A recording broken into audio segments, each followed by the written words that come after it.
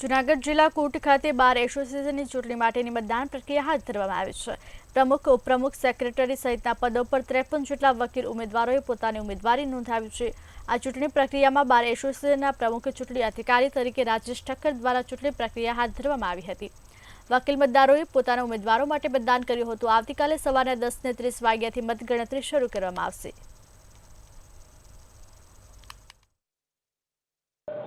Bar council of Gujarat દ્વારા સમગ્ર ગુજરાતમાં વકીલ મંડળની એક સાથે 1 બાર 1 વોટ એવા સિદ્ધાંત સાથે ચૂંટણીની પ્રક્રિયા સમગ્ર ગુજરાતમાં ચાલી રહી છે અને ભાગરૂપે જૂનાગઢ બાર એસોસિએશનની ચૂંટણી પણ અત્યારે ગતિમાં છે। સવારે 10 વાગ્યાથી મતદાન થયેલું છે। લગભગ 110 વકીલ મિત્રોએ મતદાન કરી લીધું છે। 5 વાગ્યા સુધી આ પ્રક્રિયા ચાલુ રહેશે। આવતીકાલે આ પ્રક્રિયાના મતગણતરી સવારે 10 વાગે શરૂ થશે અને સાંજ સુધીમાં તેનું બધું પરિણામ બહાર આવી જાય।